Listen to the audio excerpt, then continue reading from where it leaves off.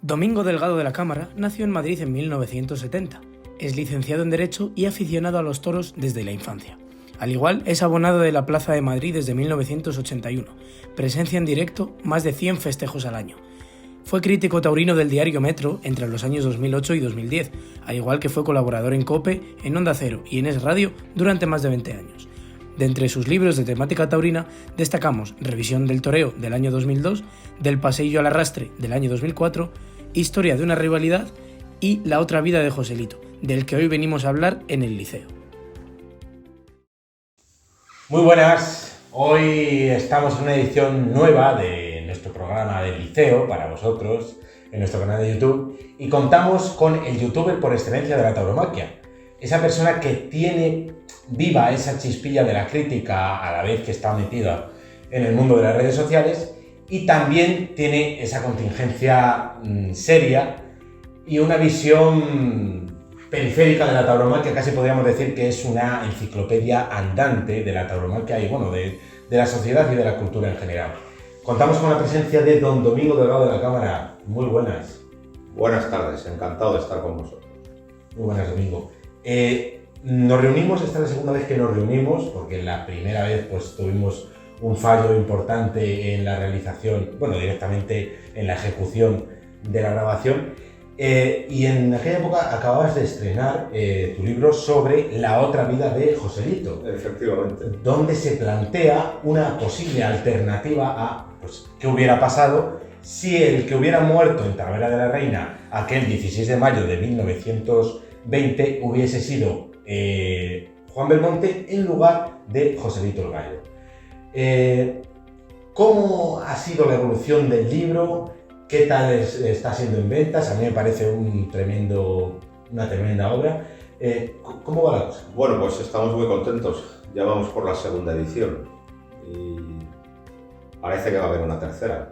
Y además lo increíble es que lo que ha vendido el libro es el boca a boca entre los aficionados, porque mi editorial es una editorial modesta, es una editorial que tampoco dispone de muchos medios y ha sido un aficionado que le ha gustado y se lo ha contado a otro y el otro al otro. O sea, ha sido el boca a boca lo que ha hecho que el libro pues tenga muy buena aceptación.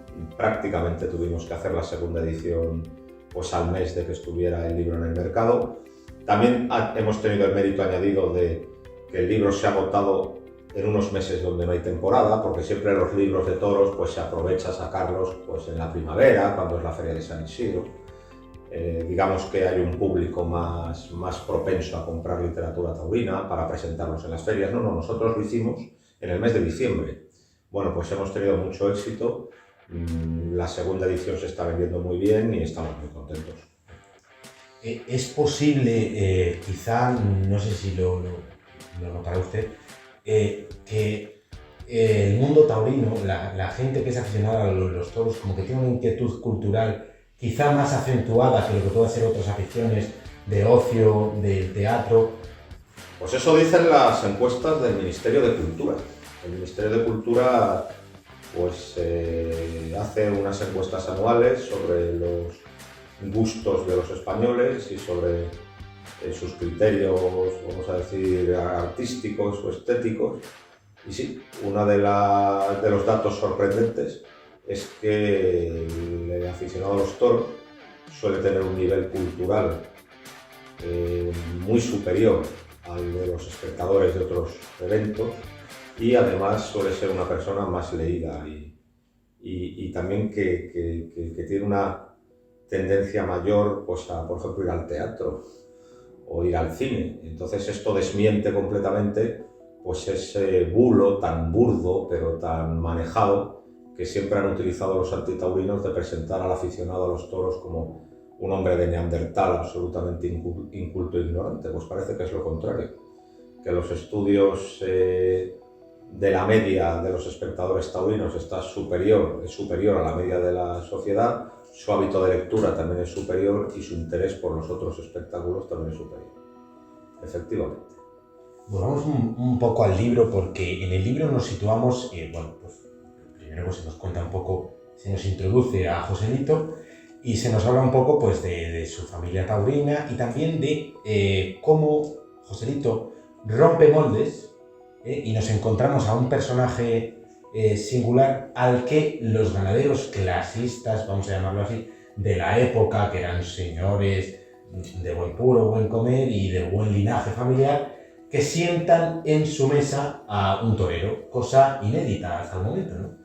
Sí, Joselito tiene muchos paralelismos con Mozart, o el niño Joselito tiene muchos paralelismos con Mozart, igual que Mozart, siendo un niño, causó una auténtica conmoción en Viena, pues, por cómo tocaba.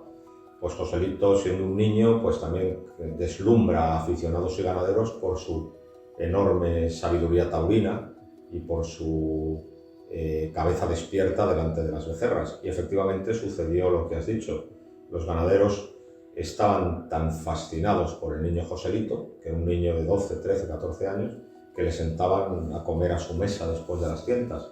Y esto, desde luego, era un asunto, vamos a decir, revolucionario, porque la sociedad española de hace 120 años pues era una sociedad muy clasista, donde las clases sociales estaban perfectamente definidas. Por lo tanto, un ganadero que solía pertenecer pues, a la clase social dominante jamás se sentaba con un torero, porque un torero, por muy famoso que fuera, pues era de un estrato social mucho más bajo.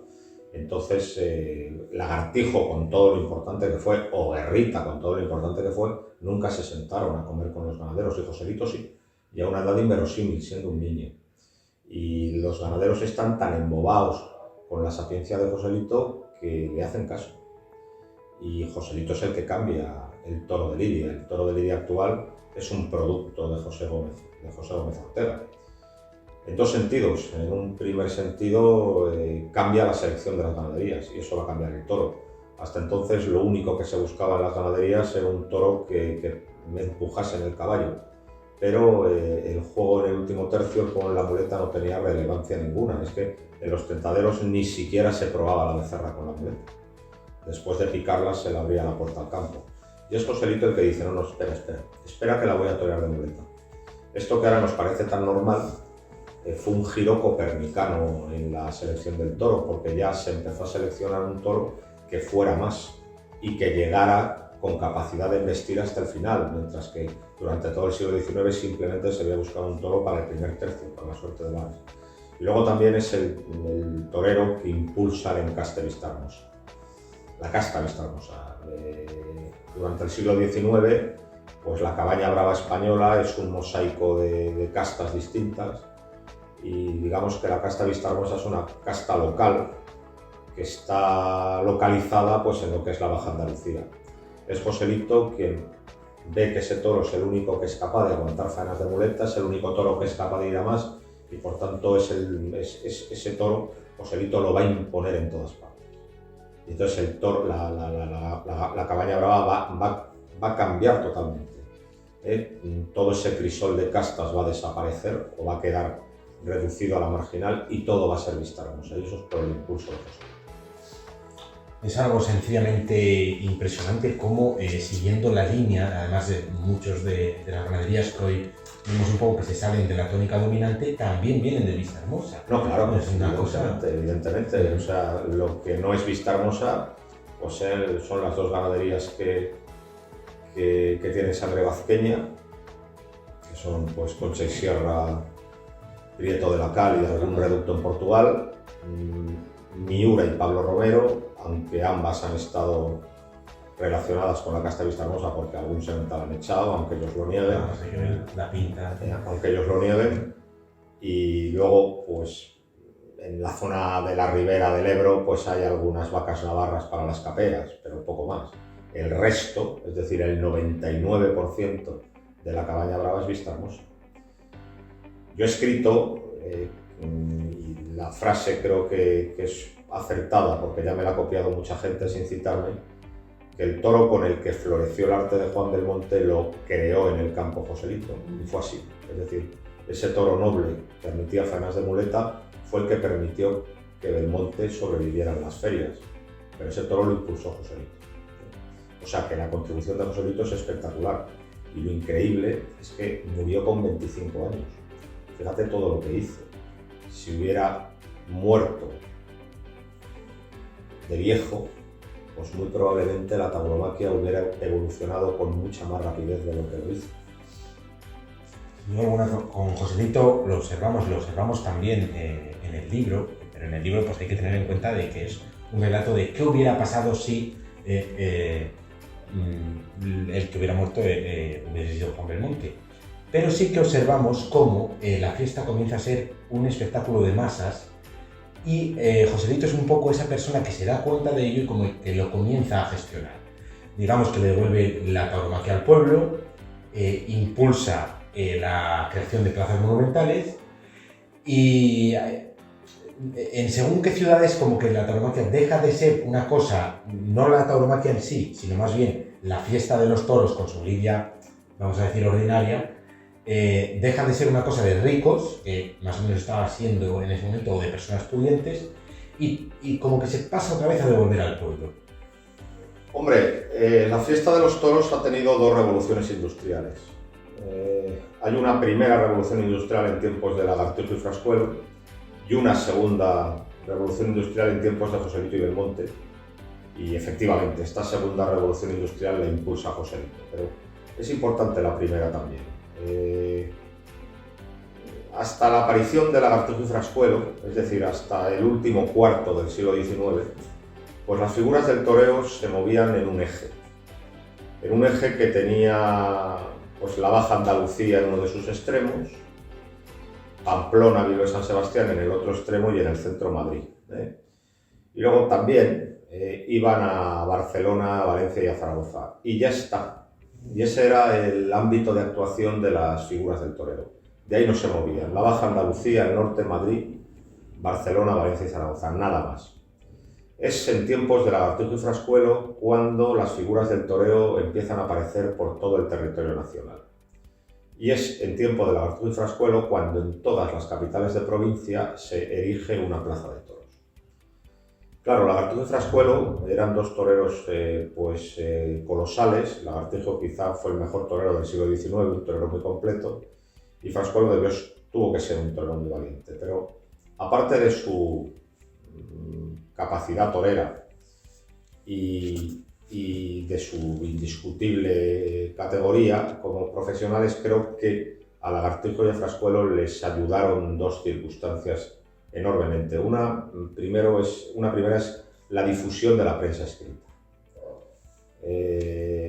La prensa empieza a extenderse por todo el territorio nacional y entonces en todos los casinos y en todas las barberías de España pues empezaron a llegar los periódicos que contaban las hazañas de Lagartijo y Frascuelo en la Plaza de Madrid. Eso les hizo enormemente populares.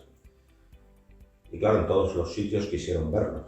Y en segundo lugar, una cosa que favoreció mucho a esta primera revolución industrial del toreo fue el ferrocarril. Hasta la aparición del ferrocarril, los toreros tenían que viajar en diligencias, eran unos viajes muy lentos, a muchos sitios no podían ir, o para ir a un sitio tenían que renunciar a ir a otros. Y cuando el ferrocarril se extiende por todo el territorio nacional, pues en todas las capitales de provincia hay una estación y eso permite que aparezcan Lagartijo y Frascuelo. Entonces Lagartijo y Frascuelo supusieron un gran impulso para la industria del toreo, para el negocio taurino. Y el segundo gran impulso son Joselito y Belmonte. La época de Joselito y Belmonte, la de los años 10 del siglo XX, ha sido llamada, y con razón, la edad de oro del toreo. Y efectivamente los toros no han tenido nunca tanta popularidad. Se encontraron quizá los dos toreros más significativos que ha habido. Belmonte es el gran artista, un torero que al principio es muy torpe, tiene muy poca técnica, pero precisamente el estar a merced de los toros hace que emocione mucho a los públicos, y Joselito ha sido el torero más completo de todos los tiempos. Por lo tanto, la fiesta de los toros va a tener una popularidad inmensa, y efectivamente Joselito ve que hay mucha gente, que los días en los que torean José y Juan, pues se queda la gente en la calle, porque no tiene oportunidad de encontrar una entrada. Entonces, pues iré a las plazas monumentales. Está clara la idea, es hacer plazas muy grandes para que todo aquel que quiera ver la corrida lo pueda hacer y porque además, precisamente por el gran aforo que van a tener estas plazas, las entradas pueden ser baratas y pueden estar al alcance de cualquier aficionado, independientemente de su nivel económico. Y efectivamente, Joselito impulsa la Monumental de Sevilla, que es una plaza que tuvo una vida efímera, porque cuando murió Joselito en Talavera pues fue derruida, pero esa plaza existió. Impulsa la Monumental de Barcelona, que todavía está en pie, lamentablemente cerrada, pero está en pie. Y también impulsa la Plaza de Toros Monumental de las Ventas, que no va a llegar a ver terminada ni construida, porque el toro le va a matar. Pero él es quien busca los terrenos, quien busca el capitalista que ponga el dinero, quien convence a la Diputación para que ceda esos terrenos. Es obra de Joselito, la Plaza Monumental. Por lo tanto, el negocio de los toros tuvo con Joselito un impulsor muy importante. La fiesta de los toros experimentó con él su segunda revolución industrial y muy probablemente la tercera tuvo lugar con el cordobés. Los Campbelites. Con el cordobés hubo una expansión enorme del espectáculo. De 300 festejos al año, de 300 corridas de toros se pasó en poco tiempo a 600 y 700, ¿no? El cordobés también es un torero que subyace, o sea, que subyuga a las multitudes, pero también le beneficia un factor enormemente, que es el paso de la sociedad española a una sociedad, vamos a decir, con una economía de subsistencia, a una sociedad rica, donde la gente tiene dinero y donde los negocios son florecientes. Años 60. En los años 60. Entonces, esos negocios, ese dinero que fluye, pues va a permitir que haya más espectáculos que nunca, ¿no? Yo creo que esos han sido los tres grandes hitos en la economía de la fiesta, ¿eh? Hablabas, Domingo, de la Monumental de Sevilla, y yo algo que descubrí contigo, con Zed, fue que tiene una hermana, donde casi podemos ver reflejada la Monumental de Sevilla, Pamplona, que es la Monumental de Pamplona, que cumple 100 años justamente este año. Efectivamente. La Monumental de Pamplona va a cumplir 100 años porque se inauguró el día 7 de julio de 1922 y efectivamente se hizo con los planos de la Monumental de Sevilla. Pero tiene alguna diferencia. Digamos que es una copia bastante fiel, se parece mucho, pero hay alguna diferencia. Fundamentalmente la Monumental de Sevilla en relación a la Monumental de Pamplona, o la Monumental de Pamplona en relación a la Monumental de Sevilla, tiene tres diferencias. Una, el número de espectadores. La Monumental de Sevilla tenía 20.000 y la de Pamplona 14.000. Lo que pasa es que luego en el año 1967 se hizo una reforma y la dejaron en 19.000 cuando ampliaron la andanada. Pero digamos que el modelo de Pamplona es un poquito más pequeño. Ese por un lado.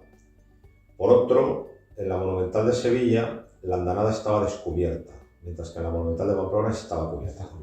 Y por último, los materiales. Ambas plazas se construyeron con hormigón armado, que era el material más novedoso en ese momento, el más moderno y el más fiable. Decían que la de Sevilla se había hecho con papel de fumar o algo así. Bueno, eso era un rumor lanzado por los maestrantes para desacreditar la plaza, pero la plaza estaba hecha con el material más moderno que había, el más caro y el de mejor calidad. Pero, aparte del hormigón armado, los palcos y la zona noble de la Monumental de Sevilla eran muy lujosos. Tenían mármol de Macael, mármol rosa, mientras que la Monumental de Pamplona era todo hormigón, ¿eh? Y por eso se dice que quien luego demolió la Monumental de Sevilla, con la venta del material de la demolición se hizo multimillonario. Eso no lo sabía.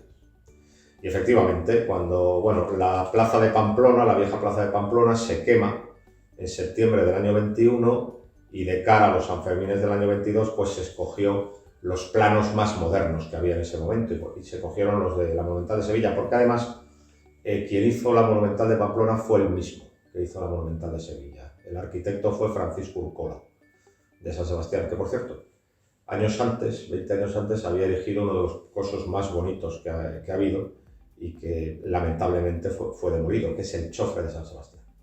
Pero Urcola en el Chofre de San Sebastián hace una obra, vamos a decir, de carácter clásica.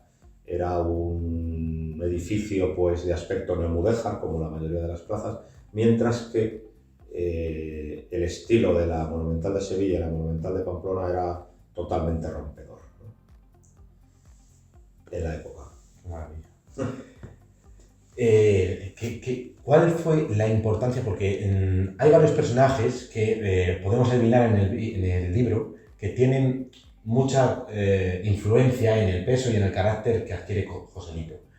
Pues está lógicamente el peso de la familia de los Gallo, su hermano Rafael, del que luego diría Curro Romero, que se fijó en su forma de andar para copiar esa artisticidad del torero. Y luego tú introduces un personaje que para el gran público en general era completamente desconocido, yo la verdad, que era el empresario Pagés.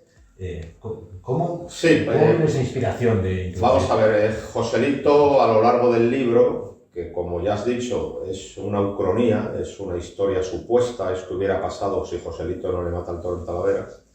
Pues Joselito necesitaba a lo largo de las páginas del libro, en el desarrollo del libro necesitaba pues un contertulio, una persona que le diera réplica y que discutiera con él y que conversara con él y que estuviera a su nivel.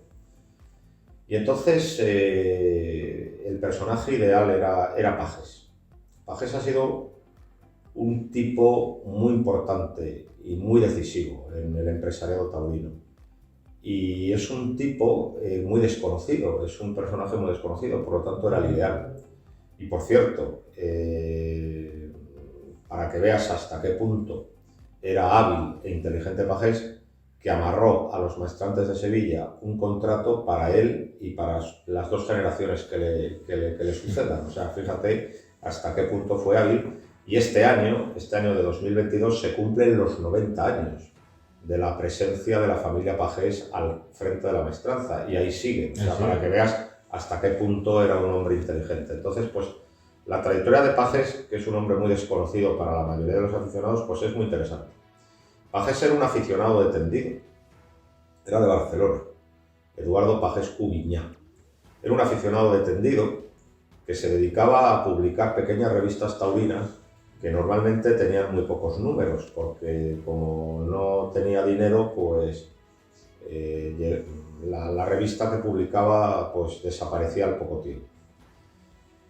Y nada, en una de las muchas capeas que por aquel entonces se daban en Cataluña, pues descubre a dos chavales que habían fracasado como novilleros en las novilladas serias, pero que en aquellas capeas hacían auténticas barrabasadas a las vacas, les hacían auténticas diabluras. Uno era Rafael Tutrus Llapisera y el otro era Carmelo Tusquellas. Total, que habla con ellos Pagés y les dice: vosotros olvidaros del toreo serio y centraros en esto, porque si esto lo hacéis en las plazas grandes, yo os aseguro que los hacemos ricos en muy poco tiempo. Y efectivamente, les convenció, debutaron en Barcelona el día de San Pedro de 1916 con un éxito arrollador. Entonces, Pagés es el que descubre a Llapisera y a Charlot y es el creador del toreo cómico moderno, que tanta importancia ha tenido en el siglo XX. Y nada, entonces toreaban los viernes por la noche en Barcelona, los sábados en Madrid durante muchísimo tiempo y se hicieron millonarios. Luego salieron mal, pero Pagés había ganado mucho dinero con esto. Y Pagés, en el año 25, a finales del año 24, convence a Belmonte para que reaparezca. Belmonte llevaba retirado 3 años, prácticamente desde la muerte de Joselito, desde el año después de la muerte de Joselito. Entonces convence Pagés a Belmonte que reaparezca y le ofrece por cada corrida toreada 25.000 pesetas. Esto era una auténtica salvajada, porque hay que tener en cuenta que una figura del toreo estaba ganando 6 o 7.000 pesetas. Bueno, pues Pagés ofrece a Belmonte 25.000. Bueno, pues Belmonte, claro, atraído por tan tentadora oferta económica, reaparece y resulta que las cuentas de Pagés eran correctas. Es decir, ganaron muchísimo dinero y estaba claro que los toreros estaban infrapagados, porque llega Belmonte cobrando 3 veces más, 4 veces más, y todavía hay dinero para el empresario.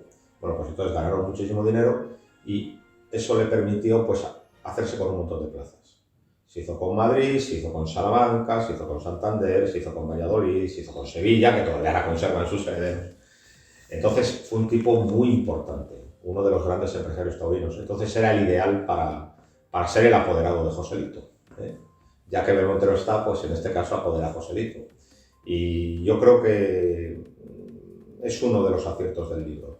Reivindicar a un taurino importantísimo que ha sido muy ignorado por parte de los historiadores de la fiesta.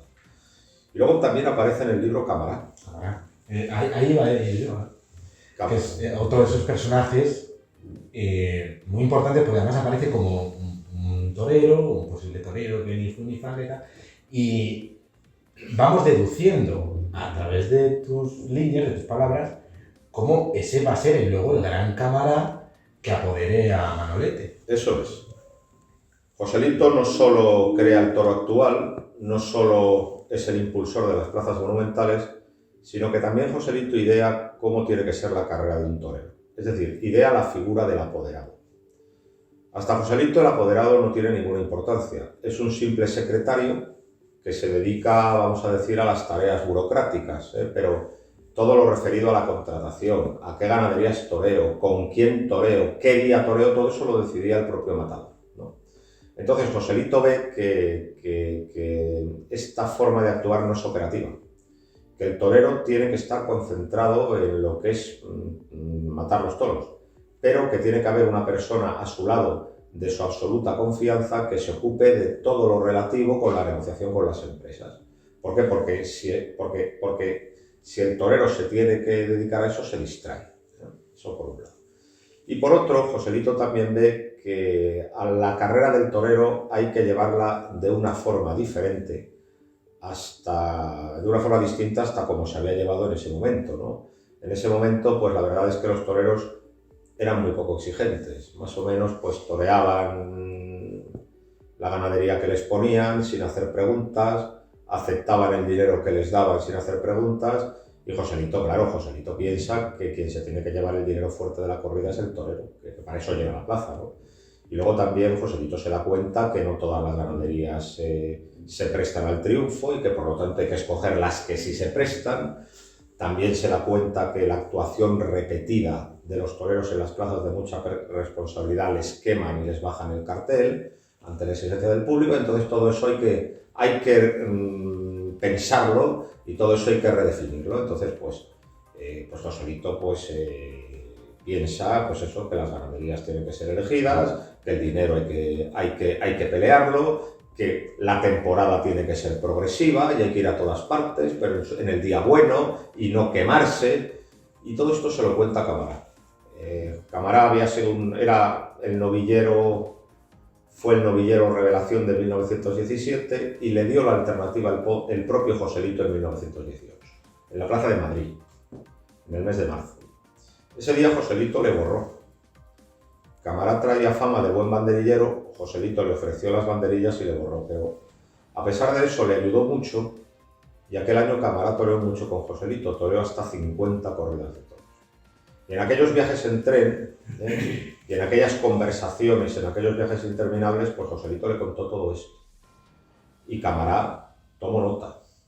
Camará luego como matador no brilló nada, pero luego 20 años después fue el apoderado de Manolete. Y a través de Manolete va a mandar férreamente en la fiesta. Y cuando a Camará le preguntaban que por qué hacía esto, que por qué hacía aquello y por qué tomaba esta decisión y no otra, él siempre decía lo mismo: yo hago lo que me dijo Joselito que hiciera. Por lo tanto, Joselito también es quien idea la figura del apoderado, que ha sido muy importante a partir de entonces. Y algo muy pretencioso de preguntar, y que no sé si me lo sabrás responder, pero bueno, vamos a seguir formulando la hipótesis, es si hubiera entrado Joselito al final de su vida, o ya en una edad ya muy madura, en una depresión parecida a la que tuvo Juan Belmonte. No, porque la mentalidad de Joselito no era una mentalidad depresiva.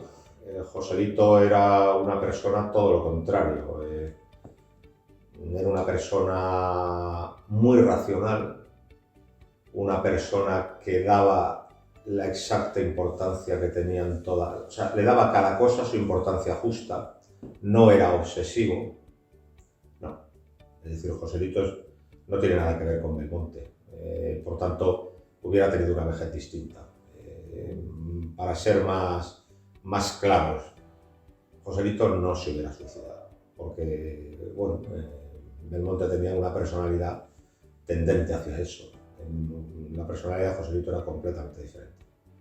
Era un hombre pues muy centrado, muy sensato, con un enorme sentido de la responsabilidad, muy creyente. No, Joselito no se hubiera suicidado. No sé si es verdad aquella frase que se le atribuye al sacerdote de una parroquia donde que le fueron a pedir las andas de la Macarena, ¿no? Y llegaron y dijeron, venimos a pedirte las andas para sacar a Belmonte. Y dice, hombre, si todavía fuera Joselito... Bueno, esa es una anécdota que cuenta el propio Belmonte y se la cuenta Manuel Chávez Nogales para el libro Juan Belmonte, matador de toros, del periodista sevillano Chávez Nogales.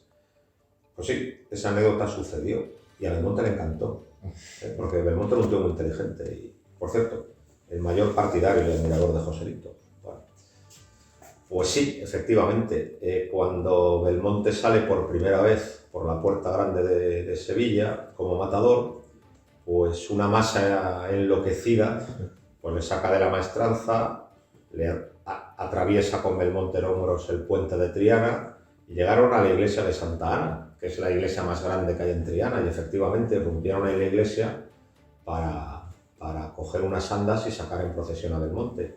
Y entonces el cura párroco les echó con cajas destempladas. ¡Fuera de aquí! ¡Va de retro, Satán! ¡Sacrílegos! ¡Sacrílegos! ¡Fuera de aquí! Total, que los echó y cuando llegó a la sacristía, secándose el sudor con el pañuelo, le dijo al sacristán, hice unas andas para Belmonte, pero si hubieran sido para Joselito. Sí, sí. Tal era el clima de pasión con el que se vivía la competencia de Joselito y Belmonte, que no era tal. O sea, toda España estaba dividida entre gallistas y belmontistas, pero en realidad Joselito y Belmonte estaban de acuerdo en todo y se admiraban mucho, eran muy amigos y las decisiones las tomaba Joselito. Cuando a Belmonte le venían con un problema, siempre decía, no, preguntárselo a José, que lo que haga José bien hecho está. Belmonte era muy inteligente. Joselito se había cargado a todos los toreros anteriores a él y bueno, era un rival implacable. Sin embargo, a Belmonte le protege y le protege porque ven en un torero distinto. Los toreros convencionales no interesaban a Joselito. Para torero convencional él que era el mejor. Pero la estética de Belmonte pues le llama la atención y por eso le protege. Y le ayudó mucho. Entonces se daba esa paradoja. La gente se daba de garrotazos por José y Juan, ignorantes de que ellos estaban de acuerdo en todo. Y que desde luego Belmonte reconocía claramente la primacía de Joselito. Él lo dice, ¿no? Yo aprendí a torear al lado de Joselito, ¿no? Y desde luego cuando habla de él, pues habla en unos términos verdaderamente estremecedores, ¿no? Cuando dice aquello de yo era un patético mortal que tenía que hacer un esfuerzo sobrehumano para quedar con dignidad, mientras que Joselito era un dios joven que, tocado por los astros, que hacía todo brillantemente sin el menor esfuerzo. Esa era la imagen que proyectaban uno y otro. Sí. Para concluir un poco el tema que estamos hablando de la edad de oro de la tauromaquia y del libro... Habla de la técnica del torero, ¿no? Sí. Yo sí que te voy a decir, Domingo, que tú has conseguido, y digo tú, tu persona, has conseguido que se vuelva a hablar de este tema y además se salve la imagen de Joselito. Digo se salve en el sentido de que Joselito estaba quedando, hasta un poco que has recuperado tú esta literatura y a través de las charlas, coloquios, el canal de YouTube, teníamos la imagen de Joselito de un torero liador, poco menos que un torero poderoso, un Pereira, a lo mejor. Incluso podríamos hablar de Pereira salvando las distancias, claro. Y sí que es verdad que ahora, a través del conocimiento, a través del libro, a través de las diferentes charlas y coloquios, vamos recuperando una idea y sobre todo también a través de Morante de la Puebla, por supuesto. del Joselito artístico, del Joselito pensador y del Joselito empresario, que eso ya sí que era... Bueno, Joselito era un torero muy poderoso, efectivamente, de un enorme poderío, dominaba muy bien a los toros y luego además tenía un repertorio muy amplio, es decir, dominaba toda la variedad del toro de capa, era un banderillero extraordinario, quizá el mejor que ha habido. Y sí, esas son facetas que todo el mundo le reconoce, pero tenía otras que pasaron completamente desapercibidas para los críticos. Entonces lo que se hizo en la historia oficial del toreo es una especie de momificación de Joselito. A Joselito se le nombraba pues el heredero de Lagartijo y Guerrita, el último gran torero antiguo, mientras que se le negaba cualquier faceta modernista. Y Joselito es al revés, con Joselito empieza el toreo moderno. No solo porque cambia el toro para siempre, porque cambia el negocio de los toros, sino también porque tiene una gran aportación técnica al toreo, que es el toreo en redondo. El toreo en redondo es girar sobre los talones para dar sucesivamente los pases por el mismo pitón, para enlazar varios naturales seguidos. Esto ahora a cualquier aficionado o a cualquier espectador le parece lo más normal del mundo. Bueno, pues esto en conseguirse se tardó 200 años, porque hasta Joselito se toreaba en ochos. ¿Esto qué quiere decir? Se daba un natural y se remataba con el de pecho, pero no se giraba sobre los talones. Quien empieza a hacerlo primero es Joselito. Si nos damos cuenta, cualquier faena actual, en cualquier plaza y de cualquier torero, digamos que lo que es el corpus central de la faena, obsesivamente es la repetición de series de toreo en redondo. Pues esto no fue de Belmonte. Belmonte siempre toreó al estilo antiguo. Esto fue de Joselito. Por lo tanto, la mitad del toreo actual es de Joselito. Y haber atribuido toda la modernidad a Belmonte, pues era un exceso que contradice las imágenes que quedan de la época. En la literatura. Pues claro, porque Belmonte hace otras cosas. Belmonte sobre todo fue un gran esteta, y sobre todo Belmonte lo que descubre es el pitón contrario. Belmonte descubre que los toros tienen un punto muerto en la frente y que si te metes ahí y sacas la muleta por el ojo de fuera, desplazas al toro. Eso es la aportación de Belmonte, pero nunca toro en redondo. Eso es cosa de Joselito. De Joselito pasa a Chicuelo, que es quien lo va a pulir y a definir, y luego ya ese toreo lo impone definitivamente Manolete. Esa es la línea, Joselito, Chicuelo, Manolete. Belmonte es muy importante, pero por otras cosas, no por esas.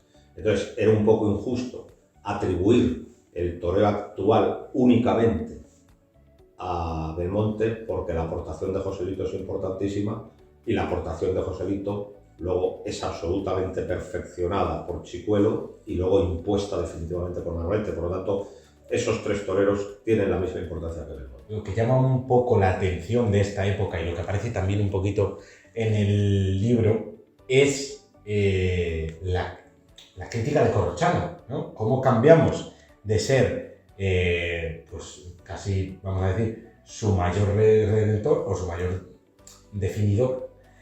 Y luego, pues con el paso del tiempo, sabemos que está por ahí detrás, con la familia Luca de Tena, el ABC y demás, pero lo sabemos ahora. Pero sin embargo, los lectores de aquella época dirían, pero bueno, ¿qué está pasando aquí? Sí, efectivamente, el mayor partidario que tenía Joselito o uno de los mayores partidarios era Corrochano, y además la influencia de Corrochano era enorme porque escribía en el diario ABC y el diario ABC llegaba a todas partes. Y efectivamente, en el año 1918, Corrochano cambia de actitud con respecto a Joselito y pasa de ser partidario a ser detractor. Y las razones son la Monumental de Sevilla. Es decir, el diario ABC en el que escribía Corrochano era propiedad de la familia Luca de Tena, que era una familia sevillana de mucho prestigio, muy relacionada con los maestrantes. Y los maestrantes pues están muy preocupados porque en las afueras de Sevilla, en San Bernardo, Joselito está construyendo una plaza monumental. Entonces, pues, se inicia una campaña de acoso y una campaña de desprestigio de Joselito. Sí. A Joselito, pues claro, tuvo 2 años muy duros porque le echaron el público encima, pero en la primavera de 1920, en la víspera de su muerte en Talavera, ya había vencido. La Monumental de Sevilla estaba totalmente consolidada y sus enemigos y los enemigos de la plaza no habían tenido más remedio que resignarse. Y en ese momento, como Corrochano ve también que ha perdido, pues en ese momento Corrochano otra vez se pone en paz con Joselito. Y bueno, Joselito va a torear a Talavera precisamente para agradar a Corrochano, porque Talavera de la Reina era el pueblo de Gregorio Corrochano. Claro. Y además, la viuda de Ortega, es decir, la ganadera de la corrida del toro que mató a Joselito, era su tía Josefa, tía carnal, hermana de su padre. Y quien montaba la corrida, quien ponía el dinero, era su primo Venancio. Y en realidad tenían pensado otro cartel, pero Joselito se ofrece para agradar a Corrochano ahora que han hecho las paces.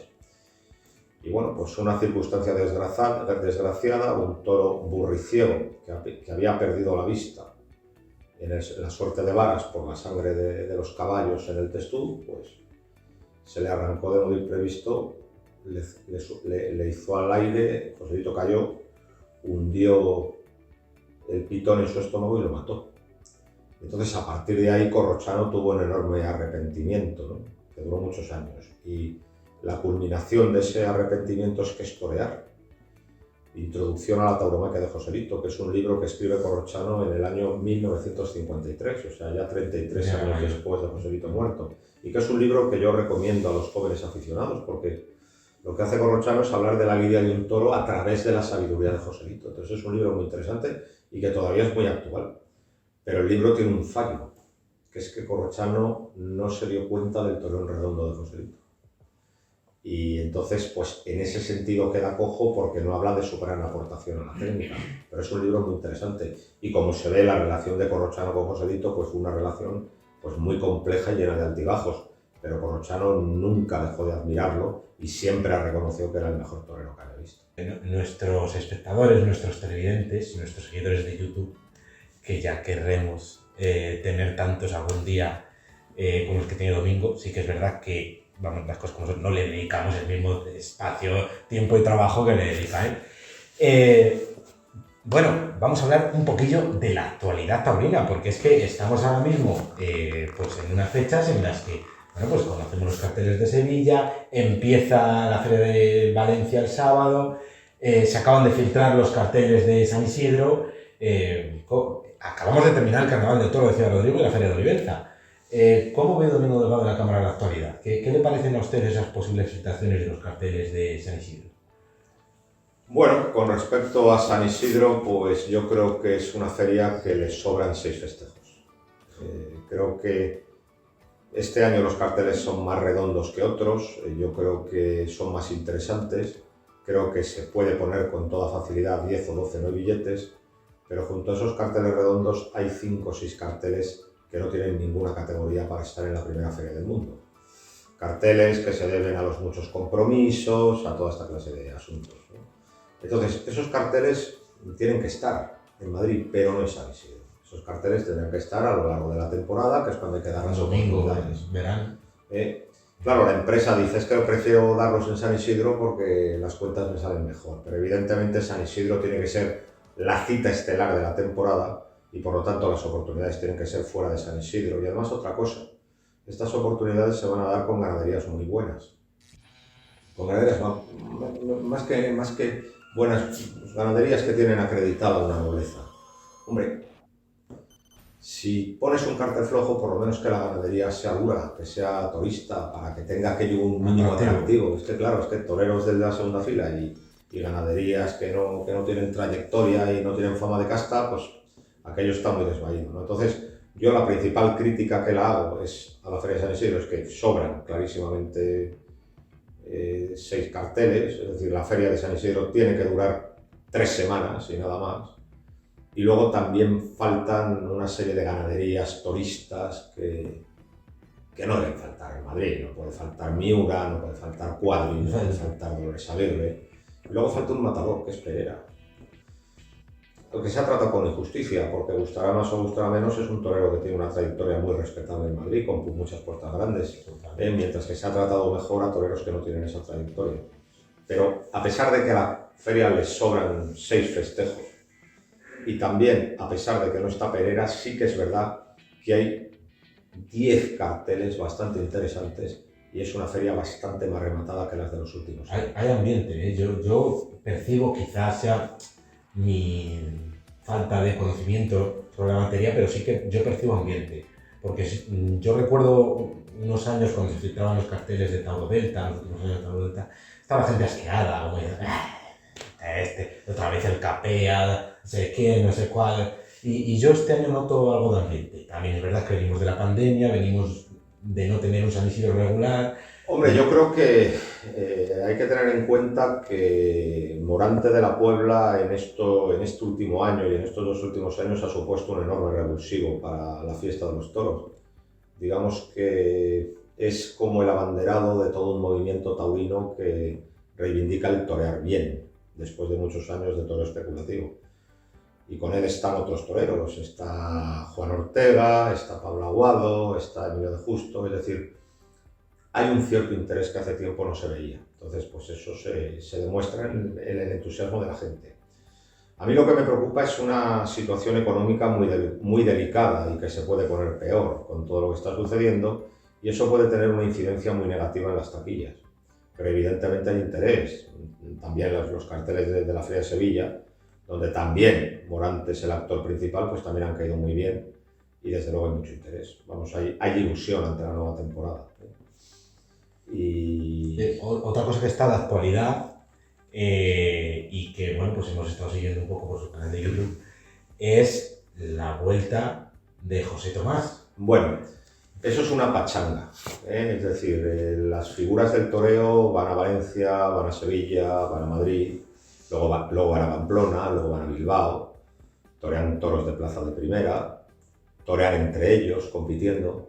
Que un señor toree 4 toros en Jaén, muy escogiditos, y él solito, no vaya a ser que se presente alguien y le amargue la tarde, pues me parece una cosa, me parece una pasada, me parece pues totalmente una cosa anecdótica que para mí no tiene importancia ninguna, porque el toreo está en otro sitio, y por lo tanto, como no tiene importancia ninguna, pues es una anécdota que no va a ninguna parte y yo desde luego no le voy a dar importancia, porque no la tiene.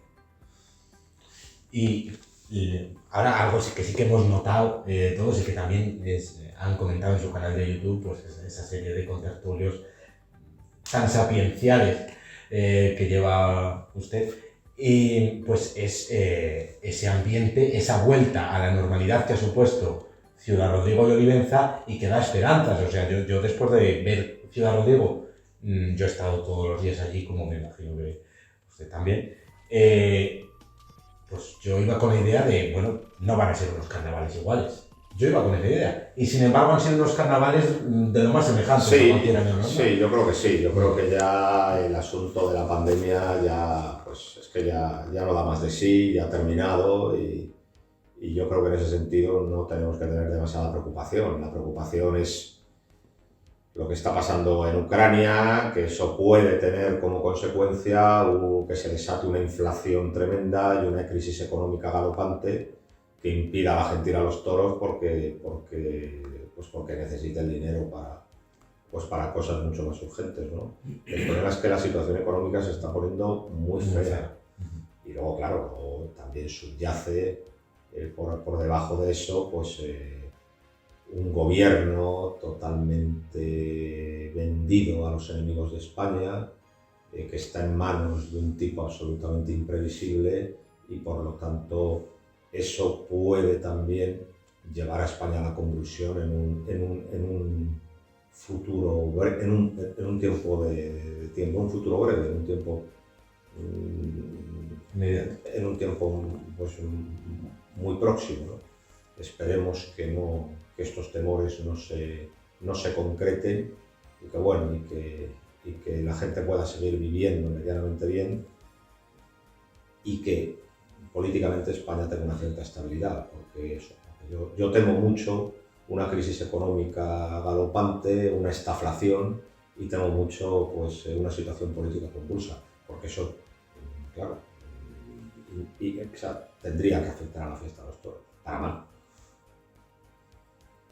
Muy bien, Domingo, pues muchas gracias por la entrevista. Ha sido, la verdad es que un placer, un honor. Tengo que confesar, lo confesará nuestro compañero Daniel del Castillo también, que Domingo se ha portado con nosotros de maravilla, siempre ha estado disponible para lo que hemos precisado y la verdad es que nos ha dispensado nuestras faltas de de conocimiento o de poder o de disposición en según qué cosa. Así que muchas gracias, Domingo. Ha sido un auténtico honor y un auténtico lujo tenerlo. Gracias a vosotros.